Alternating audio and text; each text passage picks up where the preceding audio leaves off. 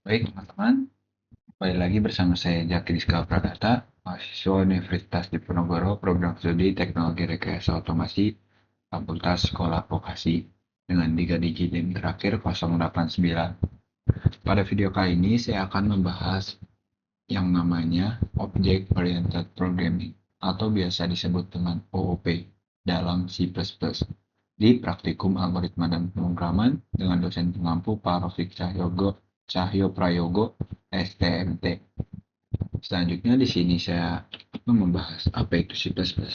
C++ adalah bahasa pemrograman berorientasi objek. Segala sesuatu dalam C++ dikaitkan dengan class dan objek, beserta atribut dan metode. Misalnya, dalam kehidupan nyata, mobil adalah sebuah objek. Mobil memiliki atribut seperti berat dan warna, serta metode seperti berkendara dan rem. Atribut dan metode pada dasarnya adalah variabel dan function yang merupakan bagian dari kelas.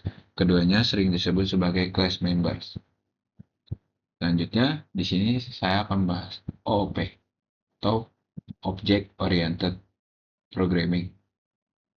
Nah, kita analogiin sederhananya gimana? Yaitu pemrograman berorientasi objek OOP adalah cara menulis program dengan membagi masalah menjadi objek-objek.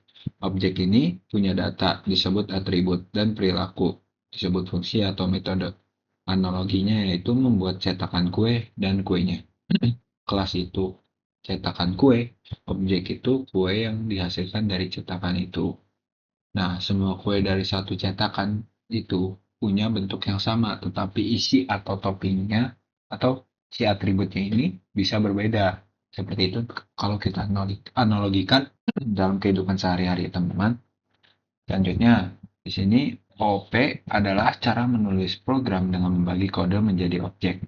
Objek ini punya data variabel dan perilaku atau fungsi. Nah, tujuan OP adalah membuat kode lebih rapi, mudah dikelola, dan dapat digunakan kembali atau reusability. Nah, contoh dalam dunia nyatanya adalah ada class bernama mobil, seperti blueprint atau pola. Nah, dari class itu kita bisa membuat banyak project. Mobil Asep, mobil Budi, mobil Ilham. Nah, selanjutnya ini kita akan membahas membuat class-nya. Nah, untuk membuat class, gunakan kata kunci class. Nah, seperti di sini, class itu my class, the class, public, integer, my num, string, my string. Nah, kata kunci class ini digunakan untuk membuat kelas yang disebut namanya my class nih. Ini kata kuncinya. Nah, kata kunci publik ini adalah penentu akses atau akses specifier yang menentukan bahwa anggota, attributes, and methods kelas dapat diakses dari luar kelas. Nah, seperti ini teman-teman. Lalu, di dalam kelas terdapat variabel integer, mynum, dan variabel string, myString. Nah, ketika variabel dideklarasikan di dalam kelas, variabel tersebut disebut atribut. Nah, akhiri definisi dengan kelas dengan titik koma. Nih yang ini ya teman-teman. Lalu selanjutnya kita di sini membuat objek. Dalam C++, sebuah objek dibuat dari sebuah class. Kita telah membuat class bernama myClass-nya ini. Jadi sekarang kita dapat menggunakannya untuk membuat objek. Nah, untuk membuat objek myClass, tentukan nama class diikuti dengan nama objek. Untuk mengakses atribut class, mynum, dan mystring menggunakan sintaks titik pada objek. Seperti ini contoh eh, kode programnya teman-teman. Nah, bisa lihat di sini ada my class, my obj, my obj, my num, my obj, my code, dan mana. Di sini outputnya adalah 15 nih, teman-teman. Sampai. Nah, beberapa objek, kita dapat membuat beberapa objek dari satu class. Nah, misalnya sepertinya teman-teman. Nih, objeknya ada banyak. Lalu outputnya di sini ada BMX5 1999 karena di sini yang pertama ada BMX5 dan yang kedua ini ada Ford Mustang 1969.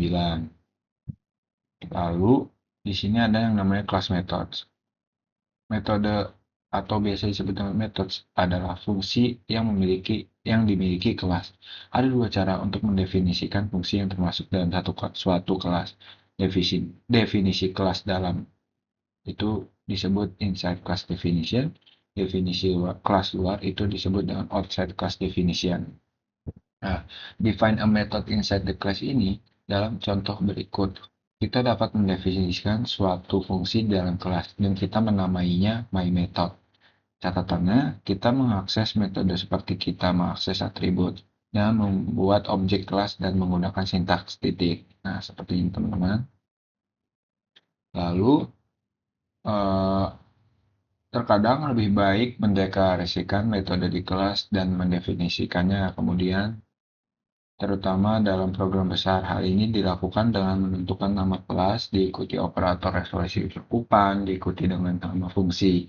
Nah, seperti ini untuk contohnya teman-teman. Bisa lihat sendiri. Lalu ada yang namanya parameter. Nah, kita juga bisa menuliskan nilai ke metode seperti fungsi biasa. Nah, di sini ada parameternya teman-teman. Lalu ada yang namanya konstruktor. Nah, konstruktor ini adalah metode khusus yang secara otomatis dipanggil saat objek suatu kelas dibuat.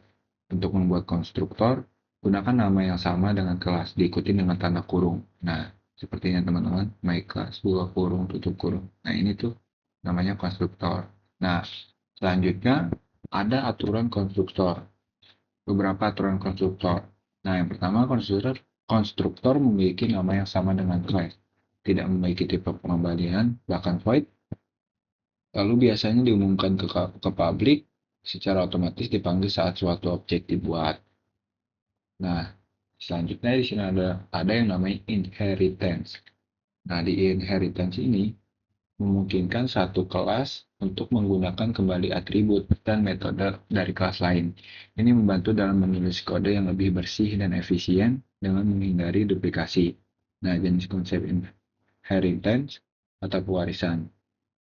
Derived class, child, the class that inherits from another class. Kelas yang mewarisi dari kelas lain. Nah, base class ini atau bisa disebut parent, the class being inherited from class. Kelas yang diwarisi untuk mewarisi dari suatu kelas harus menggunakan simbol petik. Titik 2 dilanjutkan lagi dengan titik petik. Nah, dari contoh baris kode di samping, yang ini, car class anak mewarisi atribut dari dan metode dari visual atau induknya. Nah, seperti ini ya teman-teman. Baik, cukup sekian materi yang bisa saya sampaikan. Selanjutnya saya akan membahas di kode programnya.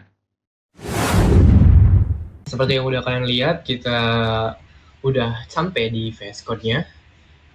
Pertama-tama, aku bakal nyobain yang class object attribute dulu. Nah, di sini kalian bisa lihat ya, untuk yang class object attribute CPP. Seperti biasa, di sini pakai include IOStream untuk program bisa memakai fungsi count dan chain untuk menerbitkan atau menerima data. Ada include string juga supaya tipe data string bisa digunakan untuk menyimpan teks seperti nama mobil, model, dan sebagainya. Jadi string di sini nih untuk merek, tipe, dan tahun. Dan ada using namespace td juga untuk merapikannya ya, merapikan count ini biar nggak nulis std-nya. Jadi cukup nulis count aja. Nah, di sini ada bagian pertama, aku udah ngomenin nih, membuat kelas blueprint. Nah, di sini adalah bagian blueprintnya ya. Kelasnya tuh ada kelas mobil. Di sini ini tuh mendefinisikan kelas, yaitu blueprint atau cetak biru untuk membuat objek kelas ini berisi atribut yang mendeskripsikan sebuah mobil. Jadi mendefinisikan sebuah mobil, publiknya ada string merek, string tipe, integer tahun. Ini tuh menentukan bahwa atribut di bawahnya bisa diakses langsung dari luar kelas, kayak misalkan string merek nih. Nah, ini tuh string merek, string tipe, dan integer tahun itu adalah atribut atau data dari sebuah mobil, kayak mereknya Toyota, tipenya Lamborghini, tahun 2019 misalkan. Kegunaan atribut ini tuh untuk nyimpen data mobil yang akan dimiliki tiap objek. Nah, di sini ada bagian 2 ya, program utamanya yaitu integer main. ini tuh membuat objek baru bernama kendaraan saya. Bisa dilihat di sini mobil kendaraan saya. Objek ini adalah benda nyata hasil dari blueprint-nya itu sendiri. Blueprint yang di sini nih. Nah, di sini ada menampilkan nilai atribut ke layar. Ini tuh buat memberikan nilai ke atribut objek menggunakan tanda titik. Ini disebut akses anggota kelas atau member access. Nah, ini menampilkan hasilnya seperti biasa. Count menampilkan nilai atribut ke layar, count merek kendaraan saya. Oh ya, ini mengisi nilai ke dalam atribut. Dan di sini mengisi nilai ke atribut itu mengisi nilai ke dalam atribut itu tuh kegunaannya memberikan nilai ke atribut objek menggunakan tanda titik. Ini disebut akses anggota kelas atau member access. Kayak tadi yang di WPT ya, sesuai. Nah, ini menampilkan nilai atribut ke layar. Jadi nanti yang ada di layar tuh kayak terminalnya, count merek kendaraan saya, count tipe kendaraan saya, dan count tahun kendaraan saya tahun berapa. Di sini kita cobain aja ya teman-teman. Dan code. Nah, keluar kan. Mereknya adalah Toyota. Tipenya Avanza tahun 2023. Di sini ada 2 karena tadi aku udah nyoba ngeprogram ya teman-teman. Nah, ini mereknya Toyota, sesuai yang aku tulis Toyota, kendaraan tipenya adalah Avanza, dan tahunnya 2023. Ini menandakan kode yang aku bikin itu sesuai dengan peraturan-peraturan yang sudah ditentukan, dengan dibuktikan dengan outputnya ya di terminal itu sesuai yang kita inginkan. Jadi objek atribut CCP. Selanjutnya ke pengambilan penggabungan kelas atribut konstruktor CPP. Nah, di sini itu tuh cukup panjang ya teman-teman. Nama Budi, informasi tersimpan, nama prodi. Nah, seperti biasa yang atas sama aja, include string, using namespace std. Di sini pertama ada kelas, ada bagian kelasnya. Bisa diakses semua. Kelas mahasiswa. Nah, di sini ada bagian kelas. Ini tuh membuat kelasnya itu cetak biru yang menjalankan bentuk dari data mahasiswa. Jadi itu semuanya ya. Nah, ada public di sini, bagian yang bisa diakses bebas dari luar kelas, bisa bebas nih di sini. Nah, ada di sini public, ada property ya, aku udah kasih komennya. Nah, string menambahkan mahasiswa dan string prodi. Untuk string mahasiswa ini tuh menyimpan nama mahasiswa. String prodi menyimpan jurusan atau program studi mahasiswa itu. Nah, kegunaannya ini adalah menyimpan info penting dari tiap mahasiswa yang dibuat dalam bentuk objek ya. Nah, konstruktor di sini di bagian 3 ada konstruktor, itu mengisi data langsung ketika objek dibuat. Nah, itu khusus yang otomatis dijalankan saat objek dibuat. Nama mahasiswa di sini mengisi atribut mahasiswa menggunakan nilai yang dikirim saat membuat objek. Prodi P di sini ada prodi P mengisi atribut prodi dari parameter.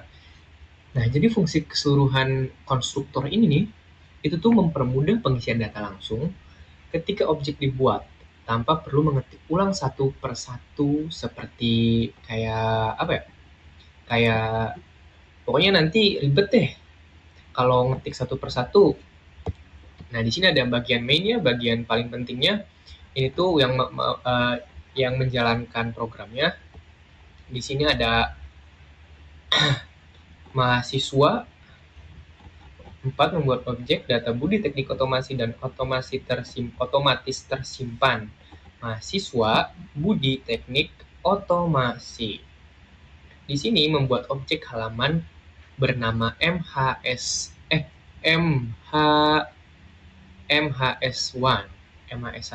Budi teknik otomasi. Nah, saat objek dibuat, konstruktor otomatis mengisi mahasiswa Budi, ini MHS1 Budi, MHS1 Prodi. Jurusannya Prodi apa? Prodinya tuh teknik otomasi ya, sesuai yang ditulis di sini. Nih, kegunaan objek ini tuh untuk apa? Untuk merepresentasikan nyata dari sebuah mahasiswa yang datanya bisa dipakai kapan saja. Nah, di sini ada menampilkan hasil ya, seperti biasa, count nama, bla bla bla. Count itu pokoknya kalau udah ada count ini, nanti tampilkan gitu di layar. Nah, kita bakal cobain aja ya ininya. Aku hapus-hapusin dulu aja. Nah, kita ke terminal. New terminal. Kita debug dulu. Nah, sesuai kan nama Budi jurusan teknik otomasi. Seperti prediksi yang udah aku prediksiin tadi, kalau namanya Budi dan teknik otomasi, nanti ada daftar nama dan jurusannya sesuai dengan coding yang udah aku bikin. Sesuai prediksi juga karena aku sendiri yang bikin codingnya. Di sini nama Budi jurusan teknik otomasi. Itu menandakan bahwa program nggak ada masalah apapun dan uh, variable public, class di sini integer itu tuh bekerja dengan semestinya, bekerja sesuai dengan aturannya lah, nggak ada error sama sekali. Nah, selanjutnya setelah penggabungan kelas atribut, di sini aku mau kasih lihat penggabungan metode dan kelas. Metode kelas. Ini silang aja dulu ya teman-teman.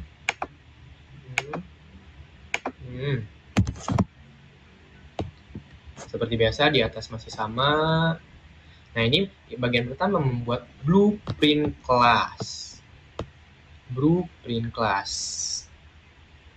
Di sini kelas orang itu adalah blueprint cetak biru yang mendeskripsikan apa saja yang dimiliki serta bisa dilakukan oleh objek dari kelas ini tuh bisa ngapain aja gitu. Dan public ini tuh menandakan bahwa atribut dan metode di bawahnya boleh diakses dari luar kelas, bebas jadi. Dan bagian 2 ada atribut data string nama dalamnya. Nah, string nama itu buat apa? Menyimpan nama orang dalam bentuk teks. Kegunaannya itu untuk kayak menampung data yang nantinya akan digunakan oleh metode itu sendiri. Nah, di sini ada bagian 3 metode perilaku. Nah, ada void lari cepat.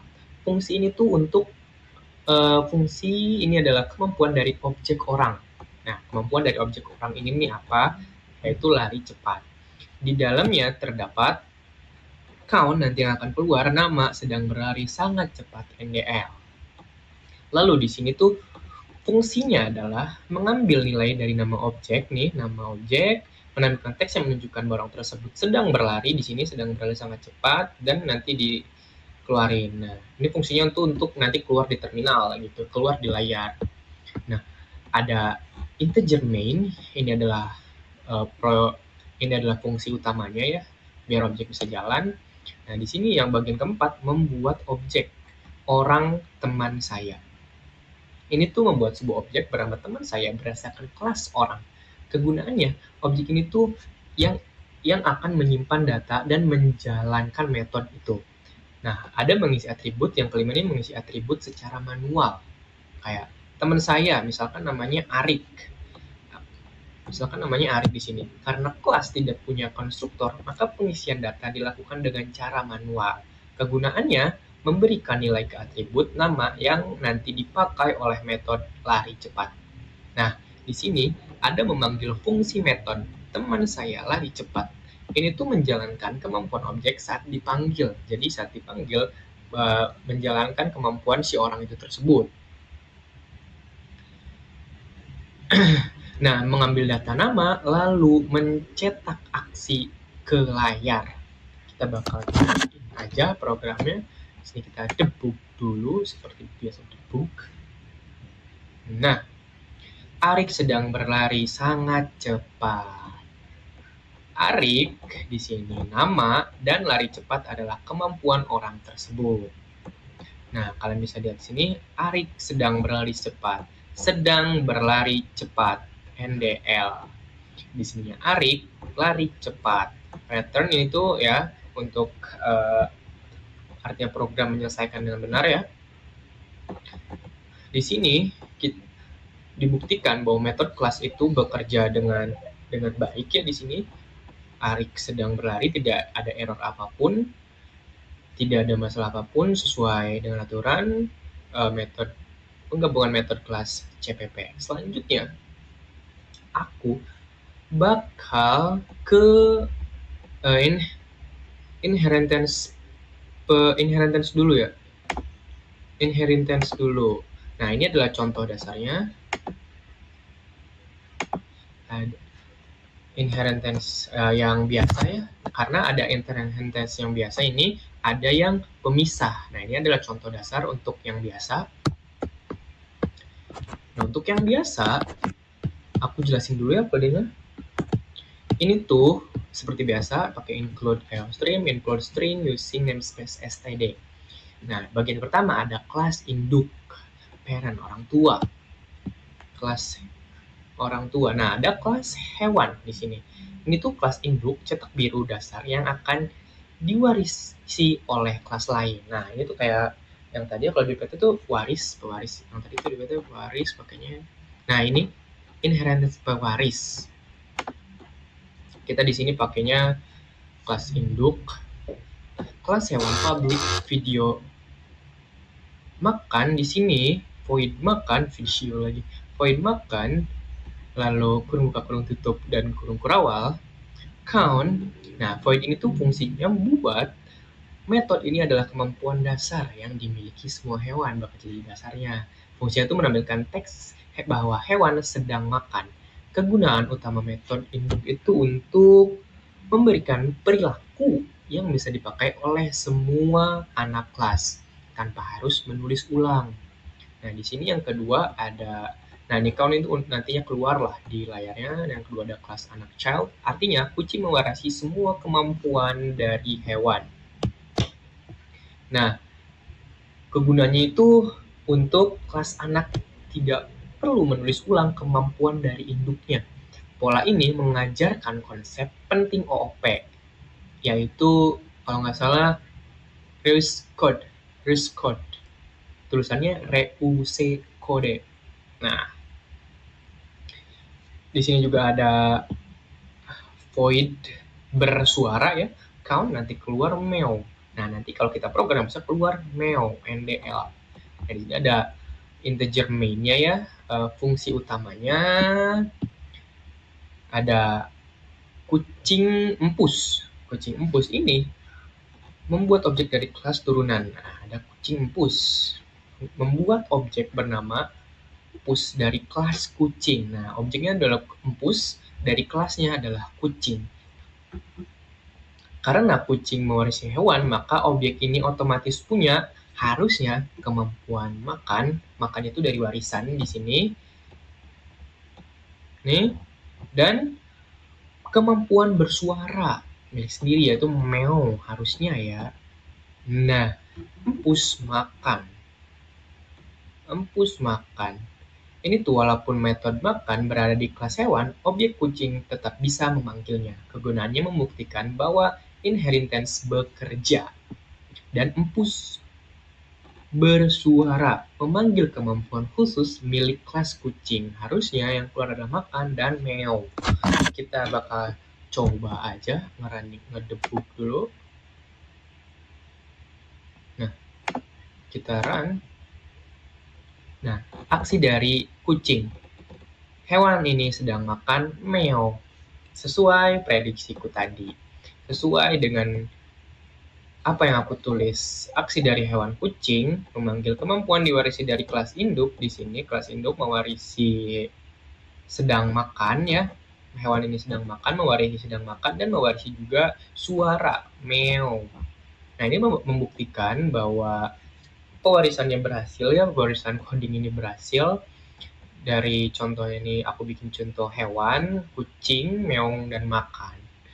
Ini tuh menandakan program yang gak ada masalah apapun dan bekerja sesuai dengan yang kita harapkan. Nah, ini gede. Akhirnya dari kucing, hewan ini sedang makan, meow. Selanjutnya, kalau udah contoh dasarnya, kita ke inheritance pemisah. Nah, ini ada keluarga CCP, keluarga HPP dan main CP yang udah aku jelasin kemarin.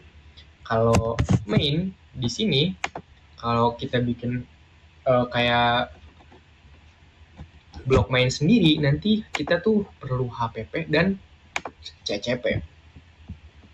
Yang pertama, aku bakal jelasin dulu yang keluarga HPP ya. Di sini aku edit dulu nih, hapus dulu, hapus dulu, hapus dulu. Nah, untuk yang keluarga HPP ini tuh kayak ada IFNDEF keluarga HPP, DEVINE keluarga HPP. Jadi ini sangat penting, jangan sampai dilupain ya, kalian ingat terus. Dan ini tuh disebut header word. Fungsinya agar file header tidak di-include dan kali yang bisa di-include 2 kali yang bisa menyebabkan error. Jadi jangan sampai di-include 2 kali, nantinya bakal error. Nah, di sini tuh include iStream seperti biasa, dan ada kelas orang tua. Di sini ada kelas bapak, public, void kerja, janji bahwa bapak punya fungsi kerja. Nah, dan ini deklarasi bapak, ada deklarasi anak, kelas anak turunan dari bapaknya, gitu. Nah, anak mewarisi kelas bapak menggunakan public bapak, artinya anak otomatis punya semua fungsi bapak termasuk kerja. Selain mewarisi, anak juga mempunyai fungsi unik, yaitu sekolah. Nah, itu wajib banget sekolah ya, teman-teman. Nah, untuk ini kan HPP ya. Nanti void sekolah, janji bahwa anak punya fungsi sekolah, ENDF. Nah, ini terakhir jangan lupa diawali dan diakhiri. Lalu keluarga CPP. Nah, di sini ada include keluarga HPP. Implementasi fungsi milik Bapak. Di sini di dalamnya ada fungsi Bapak, ada variabel void Bapak, kerja, count, nanti yang keluar di layar. Bapak pergi bekerja mencari nafkah, NDL. Nah, ini tuh adalah implementasi nyata dari fungsi kerja. Nah, fungsi kerja implementasinya ini yang dijadikan header. Kegunaannya menentukan apa yang dilakukan fungsi ketika dipanggil. Nah, void anak di sini adalah sekolah. Ini implementasi dari fungsi khusus milik anak. Kegunaannya menampilkan aktivitas si anak itu. Apa? Iya, sekolah. Di sini nanti count bakal menampilkan ke layar anak berangkat ke sekolah untuk belajar. Nah, kita ke main utamanya ya, ke fungsi utamanya yaitu main CCP. Di sini ada include keluarga HPP. Karena di keluarga HPP itu udah ada ininya ya, dan udah ada keluarga HPP. Di sini ada integer main dan membuat objek anak. Di sini ada anak namanya Udin. Membuat objek bernama Udin. Udin kerja. Nah, di sini ada Udin kerja. Walaupun ini fungsi milik Bapak, anak dapat memanggilnya. Karena apa? Ya, karena pewarisan. Kegunaannya membuktikan bahwa inheritance bekerja. Nantinya Udin sekolah di sini. Memanggil fungsi khusus milik kelas anak. Udin sekolah. Return 0. Memanggil fungsi milik anak sendiri. Nah, itu ada hubungannya ya, teman-teman. Keluarga HPP. Ini tuh file ini bertugas sebagai peta atau deskripsi kelasnya. Di sini kita bisa mendeklarasikan kelas Bapak dan fungsi kerja. Kalian bisa di sini dari kelas anak yang mewarisi Bapak dan fungsinya adalah dan fungsi kelas anak tuh fungsinya apa? Sekolah. File ini memberitahu compiler bahwa kelas tersebut ada, tetapi tidak menjelaskan apa isi fungsi. Nah, ini untuk yang keluarga HPP. Dan keluarga CPP ini tempat mengisi fungsi. File ini tuh tempat implementasinya lah. Jadi, semua fungsi yang dideklarasikan di header dijelaskan di sini. Misalnya, apa? Apa yang dilakukan Bapak? Apa yang dilakukan Bapak yaitu kerja. Yang dilakukan anak adalah sekolah. Dengan pemisahan seperti ini, header jadi bersih. Implementasi terpisah dan file main tidak perlu penuh. Dan main CCP-nya itu fungsi utamanya. Di file ini kita menggunakan kelas yang sudah dideklarasikan dan diimplementasikan sebelumnya. Logikanya tuh kayak kita membuat objek anak nih, anak Udin. Karena anak mewarisi Bapak, objek anak bisa memanggil kerja. Objek anak juga bisa memanggil sekolah yang merupakan fungsi khusus miliknya. Jadi program tuh ngejalanin berdasarkan urutan pemanggilan di file lain gitu.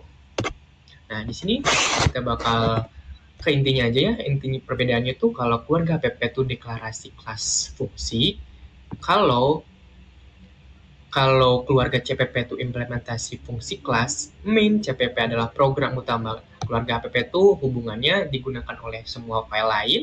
Kalau keluarga CPP itu mengisi janji fungsi dari header, sementara main CCP memakai kelas dan fungsi untuk menjalankan program. Jadi kayak main CCP ini tuh intinya lah ini dari semuanya disatuin di sini. Kita bakal coba aja debug dulu. Kita cobain run code-nya.